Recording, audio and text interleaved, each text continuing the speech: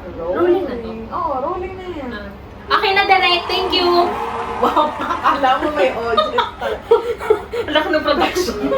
Ang laki ng production. So, ano kaya itsura? Kasi gusto ko makita yung pa ako kung ano siya or... Wag na, okay na yan. Okay na yan. Okay, so... Ma-edit out na daw yun ni Okay. direct. First episode na to. So, this is the real one. Hindi yung ano. Welcome back to me for the first episode. So, ako si Maggie. Sama mo ko. Hindi, sa akin bilang hindi na ako nakapanlaba. Okay. Okay lang? Got it. Okay lang. Okay lang. So, welcome back to... Mali! Mali! Tabagin ko pa yung una. Wag! Mali! Isa-sensor na lang ng editor. Gagawin na lang nga. So, my name is Maggie. Welcome to our first episode or our pilot episode. So, we're here to just let it all out. Nag-podcast kami kasi number one, madaldal kami. There are a lot of stories na there are a lot of stories to be honest na pinag-uusapan namin Yes. pag magkakasama kami. And just like any other people, napag-desisyon na namin na bakit di namin share sa world. So maybe someone can relate and as trentahin or trentitas living abroad, we wanted to somehow inspire or hindi man, may mga tao kami na matouch with our different stories and at the same time, gusto namin to. Kasi baka mamaya, di ba maraming mayaman sa pag-uunod or pag-podcast. So maybe, eto na yun, yung sabi sa amin sa Facebook, yung mga reels na today is your lucky day. That's true. Lucky day. Baka eto na yun. This is your sign. Ito na yung sign. Ito na. So, that's why we're here. So, again, we are Trentitas abroad. So, I'm the 1/3 of the Trentitas abroad. May hindi lang kayo nakikitang isa pa. Ito siya. I-edit na lang. Lagay na lang yung picture. Ito siya. So, I'm the 1/3. And, of course, I have my co-pilot or co-pilots. Again, wala lang yung isa. So, go na. Ayoko na. Ito na. Hi everyone! I'm Elaine, ang Ann Curtis ng Middle East. Okay, Middle East na ha. Hindi ko na in-specific kung saan sa Middle East. Basta buong Middle East ako Wala. lang. Wala na. Nalugi na naman. Curtis. Bakit hindi ko nasabing ako si Solen? Wow. Ha? Anyway, go. Yes. So just like what Maggie said, andito kami para i-feed yung mga dilulu namin. Which is totoo. Totoo yun. Oo nga, no? To feed our dilulus. Oo. Na ano, kasi medyo medyo may pinipeg kaming mga artist. So ginagaya namin sila ngayon. So feeling namin artista kami ngayon. So Yes. yan. And anong pakialam? Yung podcast namin to. Oo. So, kung may mga comments kayo, wow, bash agad. May manonood ba? Hindi, na-accept naman natin any even violent reactions, we're open. Oo nga, naalala ko tuloy. Like, Kasi kahit naman kami, nambabash naman kami. naalala ko na naman lagi ko sinasabi pag end na ng class. Any reactions? Violent reactions? Yes. Drastic reactions? So yun. So, ba't parang ang dami mo sinabi kanina? Ba't ngayon wala na? Hindi ko rin alam eh. So, ilalagdag ko lang kasi gusto ko i-add. Maganda yung sinabi niya kanina eh, na imbes na, kasi pag may nag-usap kami, mayroon daw kami nasisiraan na isang tao. Sama ba yun? Kasi kanina, medyo unfiltered tayo ng onte kasi test lang. Eh baka first episode eh. Medyo dapat ang image natin ngayon medyo behave. Hindi yun, may sinisiraan kami, sabi niya may sinisiraan daw kami isang tao. Uy, hindi na, ito hindi, on my defense, hindi naman siya sinisiraan. Pero kasi, alam niyo ba? Yung mga pinag-uusapan kasi namin, more on chismis. So, we decided to do a podcast kasi, mali nyo, gusto namin kayo isama sa mga chismis na ito at baka may ambag din kayo. Baka kakilala niyo kasi kaya hindi na lang kayo magdadrop ng names. Blind item na pala ito. Si Yan Gasa naman pala ang peg namin. But anyway, yun nga. So, ito yung aming pilot episode and we are Trentitas Abroad! 10 hours later. Trentitas kasi we're all 30s. I don't know, si Ivy ba 30s na? Magto-30 na siya. Hindi pa 30. Yun, kaya din wala siya. Actually, hindi pa rin naman ako 30, no? Hindi pa ba? Turning, and Turning borderline. Borderline. Kumbaga, late. Bakit may Ano ba? Direct! Ano ba naman ito? Sorry, yung production team kasi, guys, rolling na tayo, guys. Ano na, rolling na. May ubo. So, yun nga, 30 tas, naisip namin, technically, ako lang pala yung 30 sa amin. So, sila magto-30 pa lang somehow, but we're there. So, we wanted to acknowledge na we are almost, or I'm 30 already, or 30 plus already sila, turning 30s. And it is abroad kasi we are all in the Middle East. Sabi nga na, syempre, Ano kami? Mga OFW po kami. Yes. Ang makabagong bayani. Yeah. Uy, di ba totoo?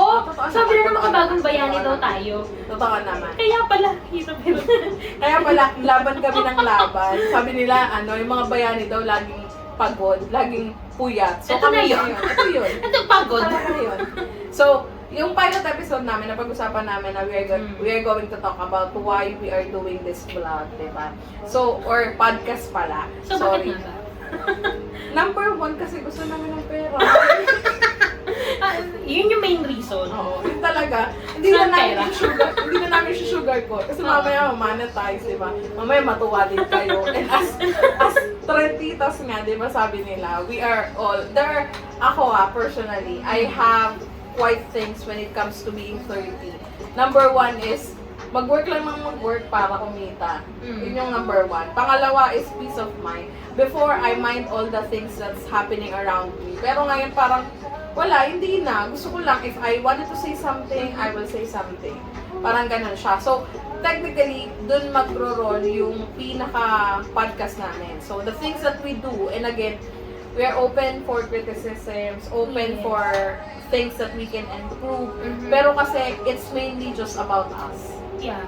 So parang, in other words, wala kaming pakasasabihin nyo. Kami to. Opinion namin to. Naganda ko na nga. Oo. Paano ko sasabihin? Hindi, ganun din yun. Na unbothered, unfiltered. At the same time, gusto namin magkaroon ng outlet. When I move abroad, sobrang natandaan ko yung sinabi nung kapatid ko. Sabi niya, kapag nasa abroad ka, you need to have very few friends. Kasi, parang, people come and go. So, sabi ng kapatid ko nga before, nung bago pa lang ako dito, and that was way, way long ago. Sabi niya, if you're going to stay here, you need to parang pick your friends. Because here, people come and go. Parang after mo mag-work, diba? After mo mag-work, umuwi ka sa bahay, magpahinga ka, you have your core, which is your family, pero yung mga friends mo, they are just your friends for a season. Friends mo sila kasi magkakasama kayo sa work. And especially here, dito sa abroad, to be specific, fast-pacing kasi tayo dito. Exactly. So parang gigising ka sa umaga, pasok ng work, pagka uwi mo, halos wala ka nang time, di ba? Sa ibang mga bagay. Yes. So, kaya konti lang din yung namimit mong tao. And I believe din kasi na hindi lang siya dahil OFW tayo or nasa abroad tayo, kaya konti lang yung friends. Naniniwala ako na kahit na nasa Pinas ka, kayo, naniniwala ako na konti na lang din yung friends nyo habang tumatanda kayo. Maybe because, hindi diba? Oo, totoo. Kasi nagmamatured na tayong lahat. And doon natin na nakikita na na-value na parang yung isang tao. Oo, hindi nakikita mo yung worth niya sa buhay mo. Kasi parang yun nga, seasonal kasi. Yes. So, yes. siguro, yung season niya sa buhay mo is tapos na. Parang si Ivy. Parang Bakit pinangalanan mo naman? Pinangalanan mo. Tarot lang. Mali. So, yun yung isa din sa mga main reasons. And, yun nga, itutuloy ko lang. Since konti lang yung friends ko dito, believe me, sa Pilipinas, sobrang dami. Kahit saan ako pumunta, parang, I'm all out. Marami akong friends everywhere. But here, very few lang yung friends ko. But here, very few lang yung friends ko. And at the same time, madaldal nga ako eh. So, gusto ko na may mapagsabihan, gusto ko may makausap, and I'm more on the talker. That I'm the chatty friend, I'm the talkative. Ako yung laging wag yan, ako si advice. Yung mga gusto ko laging nagagamit yung voice ko. So, I feel isa tong podcast sa mga maging outlet ko on how I can go through the journey, that path ng pagiging that friend. Maybe I can be your friend, pero virtual nga lang. Kasi very na ako eh. Mataas ang walls ko. So, Great Wall of China. Mahiya kayo. grabe na parang may hugot agad Una pa lang. So, yun yung two of the main things. That's why I started also this podcast. Kasi parang, katulad sabi natin kanina, ang gulo naman. Kasi, iba yun. Ang galing naman ng director namin dito. Kasi, parang, since, yun, yung husband ko is very tahimik. Ay, ngayon lang, nag-iingay. Nakakainis. Ngayon lang siya nag-iingay. Wala akong makausap. So, yun, ikaw, how about you? Bakit mo naisipan? Natatawa na agad ako pag tinatanong. Podcast? Oo, mag-podcast. Bukod doon sa mga sinabi mo kanina, well, oo nga, ito talaga yun. Hindi. Ano kasi, lately, medyo nahihilig akong makinig ng podcast. Like, wala akong specific na, ano tawag dito, mga artist na pinapakinggan. Kung sino Kung lang. ano lang yung magandang topic. Kasi naghahanap ako ng magandang topic. Ano man topic yung usually inaano mo? Depende sa mood. Depende sa mood ko eh. Like, for example, senti-senti ako. So, maghahanap ako ng podcast ng pag-uusapan about family, Oo. about relationship, ganyan. Minsan, Wala ka nun. eh kaya nga gusto kong makinig kasi wala ako nun. Paano ka nasa-senti? Hindi ka naman makarin. Anyway. Hindi pinaparamdam sa akin ng earth na parang, ay, single ka. Oo, yun. And not just single. NBSB. Masyado mo binabroadcast. Pero kung gusto niyo po mag-apply, Nandyan, Charot. comment down below. hindi. Yun. Depende nga rin Oy, sa mood. gusto niya rin, comment down below talaga.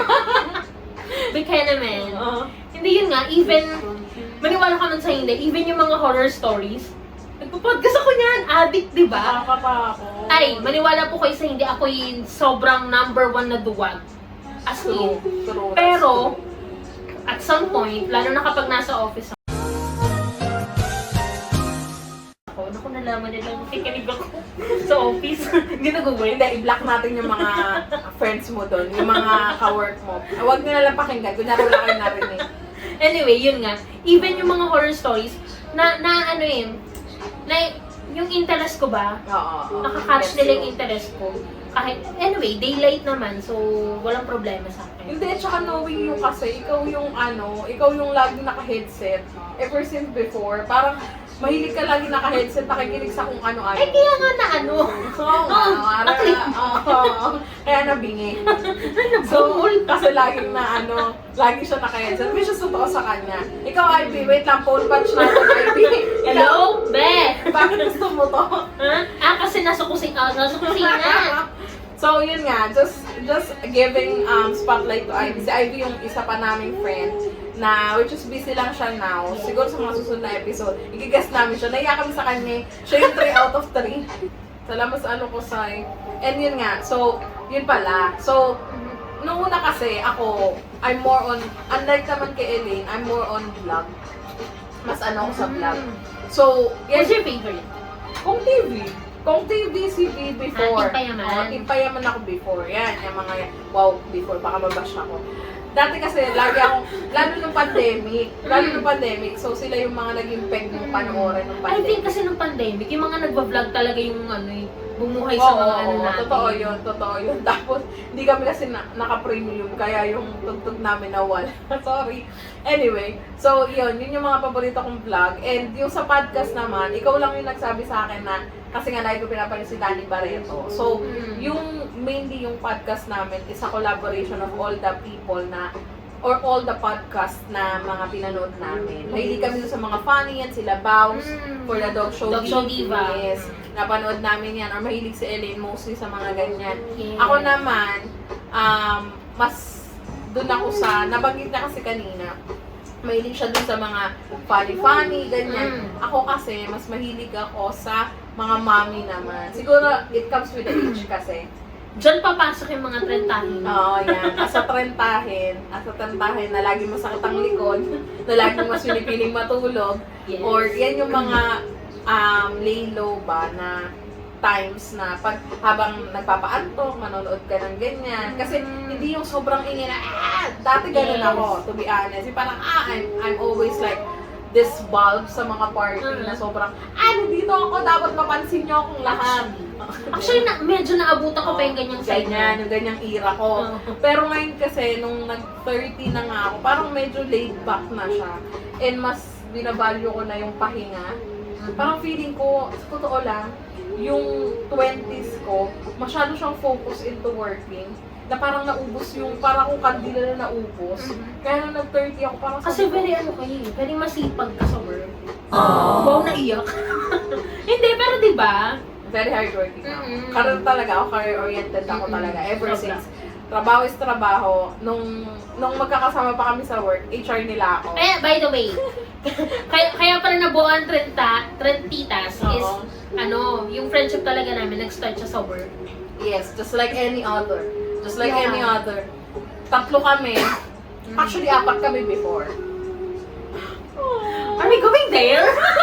Hindi, no. Actually, marami. Hindi, oo. Marami. Kasi nga, di ba, lalo na't nasa abroad, mga kabayan, pag nagsama-sama, akala mo talaga Oo. akala mo yung tagal na magkakasama. Marami talaga tayo noon. Hindi lang tayo 4 or ano. Marami. As in, marami kaming mga Na lumalabas talaga kami Oo. after work. Kaso nga lang, it's just that kami yung tatlo na parang, kasi nung nag-alisan na, kaming tatlo, naging parang intact yung communication. Or Yes. siguro yung interest din kasi namin is somehow pare-parehas. So, lagi din kami, uy, tara, kape. Or, Mm. di na nga ngayon eh. Dati, mas madalas. Lalo Mm. malayo na kasi yung place ko sa kanila. Dati, kain talaga siya, Day. Mm. May mga buffet, ay, Day, matatakot ang buffet sa amin ba? Hindi naman halata sa katawan, di ba? Lalo na pagkasama pa namin si Ivy.